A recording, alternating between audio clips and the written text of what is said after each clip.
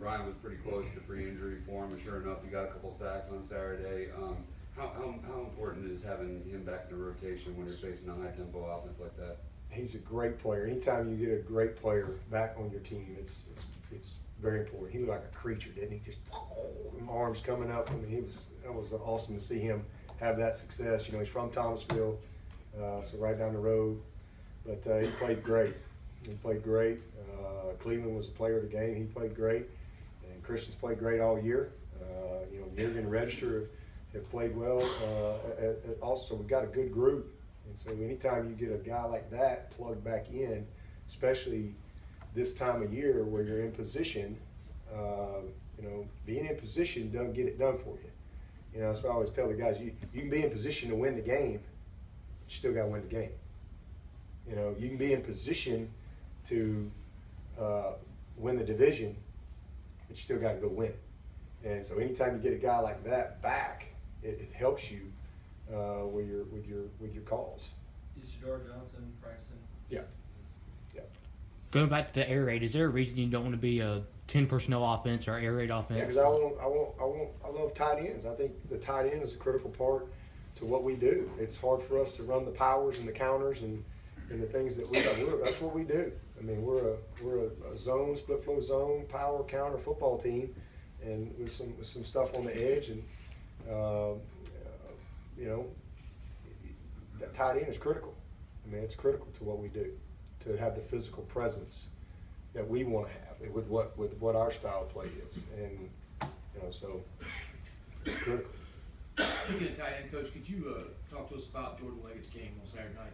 Yeah, it was awesome. I mean, it's good to see him have, you know, such great success. You know, first couple games, you know, you guys are asking me what's wrong with Jordan Leggett. What happened? Ain't nothing wrong with Jordan Leggett. You know, we got to play the season. Let's just go play the season. Some games you have more opportunities than other.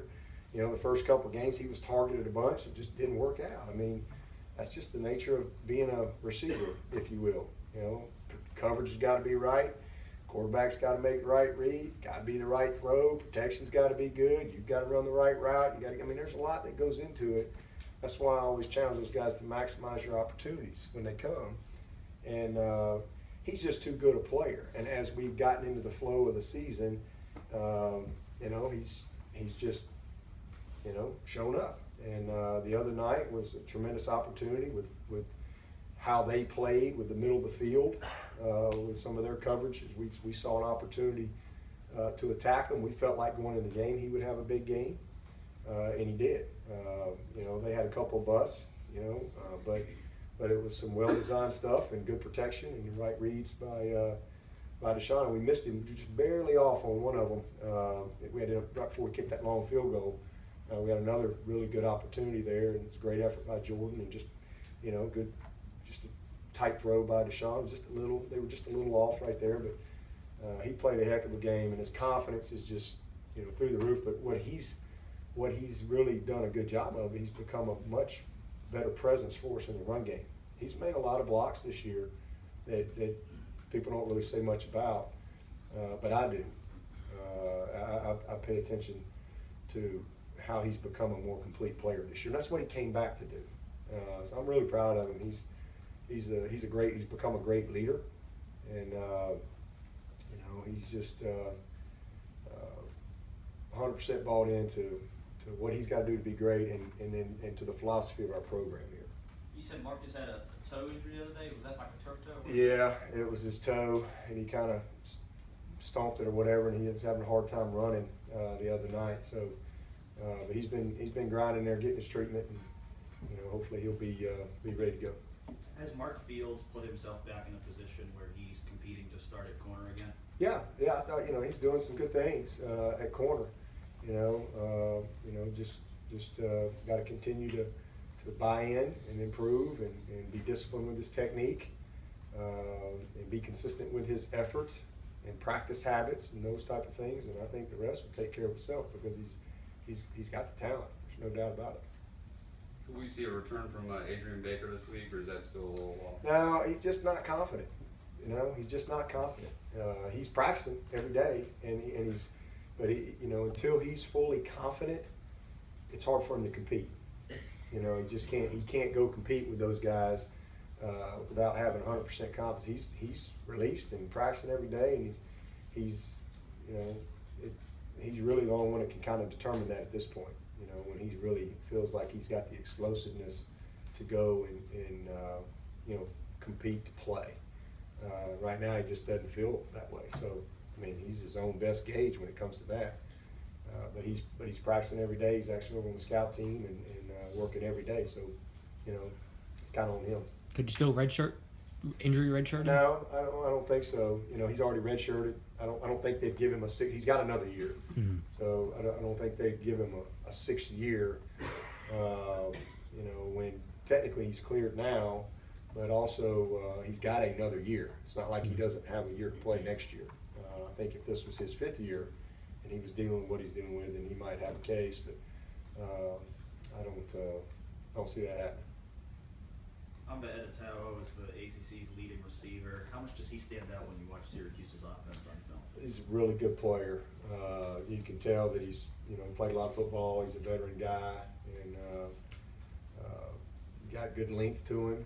He fights for the ball. He's competitive. He's made a lot of plays downfield. He's good with the ball after the catch. So he's a tough physical kid. I know that it's a big week for Sean McLean. What does he bring to this football team? Well, you know, he's one of our military guys. We always have a lot of military guys on our team. A lot of kids that come from military families, and you know, Sean is one of those guys that you know, like he went and spent this summer in some desert somewhere or some mountains. I don't know where he was. Dropped off in the middle of Colorado for about 6 weeks, you know, doing special whatever type of training. I mean, there's no telling what that kid's going to end up doing in his future. You know, he is very devoted to the military. You know, his father is a career military man. You know, Pagano is one of our captains this week. Pagano and Estes are 2 of our captains this week. You know, Pagano's dad is I think he's a lieutenant or colonel in the Navy, and he's stationed up in Virginia now. He was in Hawaii for a long time at Pearl Harbor, and then Estes, you know, David Estes, our snapper, Sergeant Estes. You know, he's also in the ROTC and has been very committed to the military as well. But when you have guys like that on your team, I think it helps to give the type of perspective that you like for all young people to have, and to have an appreciation. And we'll take some time this week. We'll take some time this week to really you know, learn a little bit. I think it's important that these guys know the history of Clemson. And you know, I know that, I guess in World War I, I guess the whole, was it the senior class, like the whole senior class, or just went to the military, right? Yeah.